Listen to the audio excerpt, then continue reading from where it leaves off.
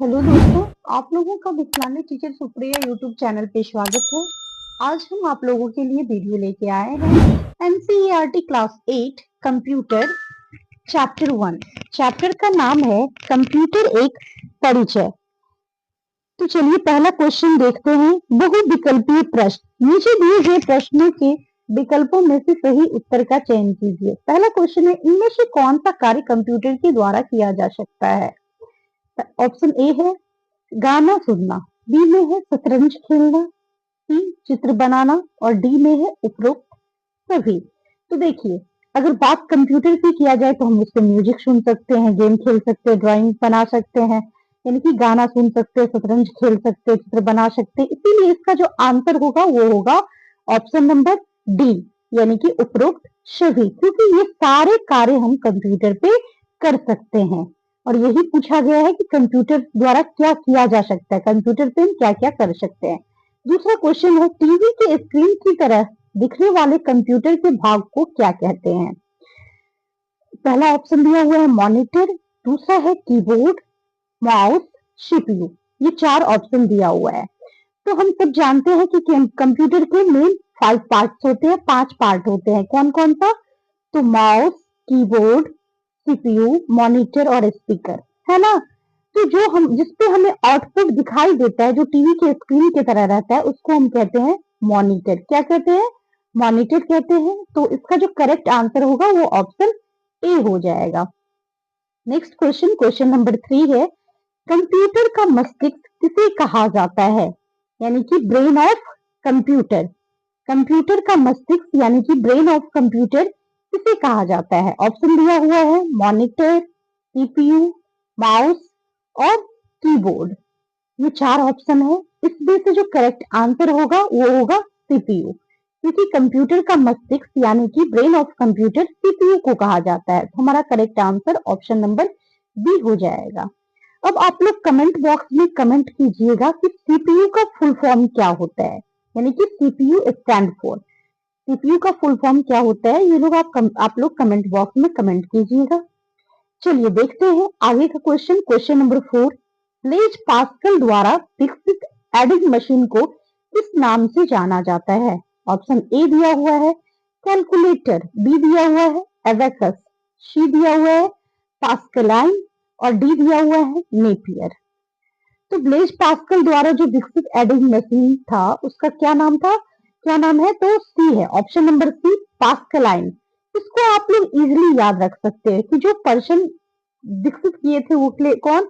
Blaise Pascal, और उन्हीं के नाम पे ये पास्कलाइन बना हुआ है। क्या बना हुआ है? पास्कलाइन। तो इसका जो करेक्ट आंसर होगा वो ऑप्शन सी हो जाएगा, पास्कलाइन। चलिए क्वेश्चन नंबर 5 हम लोग देखते हैं। अब क्वेश्चन नंबर 5 हमारा क्या कह रहा है? तो क्वेश्चन नंबर 5 है, कंप्यूटर का जनक किसे कहा जाता है? यानी कि फादर ऑफ कंप्यूटर। कंप्यूटर के जनक, कंप्यूटर के पिता यानी कि फादर ऑफ कंप्यूटर किसे कहा जाता है? ऑप्शन दिया हुआ है ए में पास्कल, बी में चार्ल्स बैबेज, सी है नेपियर और डी में दिया हुआ है गॉटफ्रेड विल्हेम। तो देखिए, इसमें जो करेक्ट आंसर होगा, जो कंप्यूटर के का जनक यानी कि फादर ऑफ कंप्यूटर के नाम से जो जाने जाते हैं वो है चार्ल्स बैबेज, क्योंकि इनका कंप्यूटर के जो ग्रोथिंग है उसमें बहुत बड़ा इनका योगदान है, और इसलिए ये फादर ऑफ कंप्यूटर यानी कि कंप्यूटर के जनक के नाम से जाने जाते हैं। तो हमारा करेक्ट आंसर होगा B, option number B Charles Babbage. अब चलते हैं क्वेश्चन नंबर 2 की तरफ। सही गलत प्रश्न। सही कथन के सामने हमें सही का निशान तथा गलत कथन के सामने गलत का निशान लगाइए, यानी लगाना है। तो चलिए क्वेश्चन नंबर फर्स्ट देखते हैं। क्वेश्चन फर्स्ट है, कंप्यूटर एक इलेक्ट्रॉनिक उपकरण है। ये बिल्कुल सही है, क्योंकि कंप्यूटर विदाउट इलेक्ट्रिसिटी वर्क नहीं कर सकता है, क्योंकि ये एक इलेक्ट्रॉनिक उपकरण है। दूसरा है, कंप्यूटर बिना निर्देश दिए भी कार्य कर सकता है। तो ये बिल्कुल गलत है, क्योंकि जब तक हम कंप्यूटर को निर्देश नहीं देंगे वो खुद से वर्क नहीं कर सकता है। तो ये गलत होगा। क्वेश्चन नंबर 3 है, माउस का प्रयोग डेटा देने के लिए किया जाता है। बिल्कुल, क्योंकि माउस और कीबोर्ड दोनों का यूज हम किस लिए करते हैं? तो कमांड देने के लिए, डेटा देने के लिए। तो ये सही होगा। क्वेश्चन नंबर 4 है, कंप्यूटर एक लंबे समय तक बड़ी मात्रा में डाटा को स्टोर किया जा सकता है। कंप्यूटर एक लंबे समय तक बड़ी मात्रा में डाटा को स्टोर किया जा सकता है, तो बिल्कुल सही है कि हम कंप्यूटर में कोई भी चीज सेव कर देते हैं तो वो लंबे समय तक स्टोर रहता है, सेव रहता है। क्वेश्चन नंबर 5 है, कीबोर्ड से जो टाइप किया जाता है उसे मॉनिटर मॉनिटर पर देखा जा सकता है। बिल्कुल सही सही है, क्योंकि आप कभी टाइप किए होंगे तो देखे होंगे, जैसे आप ए लिखते हैं तो मॉनिटर पे दिखता है वो ए। अब क्वेश्चन नंबर 3 की तरफ चलते हैं। क्वेश्चन नंबर 3 है, रिक्त स्थानों को उपयुक्त शब्दों से भरिए। शब्द दिया हुआ है गणना करना, इनपुट, मॉनिटर, अबेकस और स्टोरेज। क्वेश्चन फर्स्ट है, कीबोर्ड के द्वारा कंप्यूटर में ब्लैंक्स का कार्य किया जाता है। तो कीबोर्ड के द्वारा और माउस के द्वारा हम बताएं कि कमांड दिया जाता है, कि कीबोर्ड के द्वारा हम क्या देते हैं, इनपुट देते हैं। तो यहाँ पे जो आंसर हमारा हो जाएगा वो क्या होगा, इनपुट होगा। क्वेश्चन नंबर 2 है, कंप्यूटर शब्द कंप्यूट से बना है जिसका अर्थ है ब्लैंक्स करना। तो देखिए कंप्यूटर शब्द जो है वो किससे लिया गया है, कंप्यूट से लिया गया है, कंप्यूट वर्ड से बना है। और कंप्यूट वर्ड का मतलब होता है गणना करना। क्या करना, गणना करना। तो यहाँ पे जो आंसर हमारा होगा वो होगा गणना। नेक्स्ट क्वेश्चन, क्वेश्चन नंबर 3 है, डेटा और परिणामों को संग्रहित करने की प्रक्रिया को ब्लैंक्स कहते हैं। तो डेटा या परिणाम को जो हम संग्रहित करके रखते हैं उसे हम क्या कहते हैं, स्टोरेज कहते हैं, है ना। कहते हैं, स्टोरेज कहते हैं। तो यहाँ जो हमारा आंसर होगा वो क्या होगा, स्टोरेज होगा। नेक्स्ट क्वेश्चन हमारा है क्वेश्चन नंबर 4, कंप्यूटर द्वारा रॉ डेटा की प्रक्रिया के बाद प्राप्त परिणाम आउटपुट को ब्लैंक्स पर देखा जाता है। तो अभी हम बताएं कि जब हम इनपुट डालते हैं, फॉर एग्जांपल अगर हम कीबोर्ड से ए लिखते हैं या कोई भी इनपुट 2+2 डाले, तो ये जो 4 आउटपुट है वो हमें कहाँ दिखाई देता है, मॉनिटर पे दिखाई देता है। सामने जो टीवी जैसा स्क्रीन रहता है मॉनिटर, उस पे हमें दिखाई देता है आउटपुट। तो यहाँ पे जो आंसर हमारा होगा वो होगा मॉनिटर। क्या हो जाएगा, मॉनिटर होगा। क्वेश्चन नंबर 5 है, गणना के लिए सर्वप्रथम प्रयोग किया जाने वाला उपकरण ब्लैंक्स कहलाता है, ब्लैंक्स है। तो देखिए ब्लैंक्स जो गणना के लिए जो सर्वप्रथम प्रयोग हुआ था उपकरण वो था अबेकस। कौन सा था, अबेकस था। उसके बाद ही और सारी चीजें आई, लेकिन पहला गणना करने वाला अबेकस उपकरण था। तो यहाँ पे आंसर हमारा अबेकस हो जाएगा। अब चलते हैं क्वेश्चन नंबर 4 की तरफ। क्वेश्चन नंबर 4 हमारा है लघु उत्तरीय प्रश्न। ये प्रश्न उत्तर है। तो चलिए पहला क्वेश्चन इसका देखते हैं, कंप्यूटर को कंप्यूटर सिस्टम क्यों कहा जाता है। तो उत्तर जो हमारा होगा वो होगा, कंप्यूटर को कंप्यूटर सिस्टम इसलिए कहा जाता है क्योंकि यह कई छोटे बड़े उपकरणों के संयोजन से बनता है। अब आप देखे होंगे जो कंप्यूटर वर्क करता है उसमें कोई एक पार्ट नहीं काम करता है, बल्कि बहुत सारे पार्ट मिलकर वो वर्क कंप्लीट करते हैं। तो इसीलिए इसको कंप्यूटर सिस्टम कहा जाता है। इसमें छोटे बड़े उपकरणों के संयोजन से वर्क होता है। दूसरा है, कंप्यूटर हमारे दैनिक कार्यों को कैसे सहायता प्रदान करता है। तो आंसर हमारा होगा, कंप्यूटर हमारे दैनिक कार्यों को सरल और सुगम बनाकर हमारी सहायता करता है।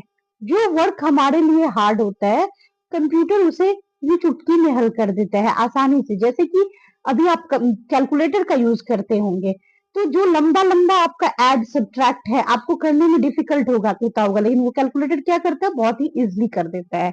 तो यही कंप्यूटर का हमें दैनिक सहायता प्रदान करता है। अब क्वेश्चन नंबर 3 है, कंप्यूटर की विशेषता बताएं। तो उत्तर हमारा होगा, कंप्यूटर की प्रमुख विशेषताएं हैं। कौन कौन सा, तो स्वचालित गति, शुद्धता, भंडारण, प्रसंस्करण एवं बहुउद्देशीय क्षमता।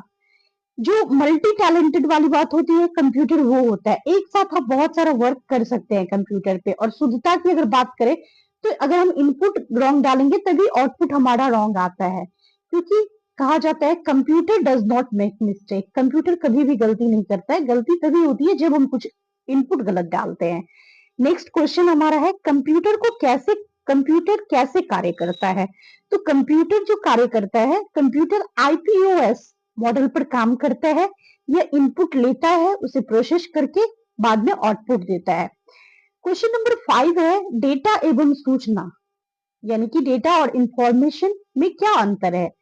तो उत्तर हमारा होगा, डेटा सूचनाओं, तथ्यों और अंकों का भंडारण होता है, जबकि इन पर प्रक्रिया होने के बाद जो अर्थपूर्ण डेटा प्राप्त होता है उसे हम सूचना कहते हैं। तो डेटा और सूचना में आपको फर्क पता चला कि डेटा जो होता है वो सूचना, तथ्य और अंकों का भंडारण होता है, लेकिन जब भी उसको एक सही प्रक्रिया के द्वारा अर्थपूर्ण डेटा हम बनाते हैं वो सूचना कहलाता है। क्वेश्चन नंबर 5 है दीर्घ उत्तरीय प्रश्न। पहला क्वेश्चन है कंप्यूटर के विकास की संक्षिप्त जानकारी दीजिए कि कंप्यूटर का किस तरह से विकास हुआ।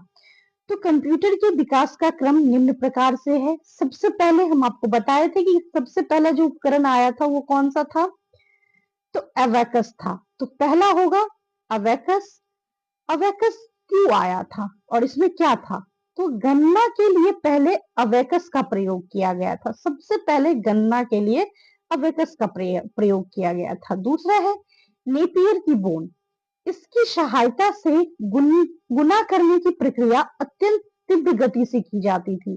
तो नेपियर बोन की सहायता से जो है गुना करने की प्रक्रिया बहुत ही तीव्र गति से की जाती थी। उसके बाद आया पास्कल का कैलकुलेटर। यह दार्शनिक अंकों यानी कि दार्शनिक अंक मतलब हुआ कि 0 से 9, ये 10 डिजिट जो है 0 से 9 तक को सिर्फ जोड़ एवं घटा सकता था। वो इसी 10 डिजिट पे जोड़ और घटाव के लिए यूज होता था। उसके बाद आया गॉटफ्रेड लीबनिज यानी कि मल्टीप्लिकेशन कैलकुलेटर।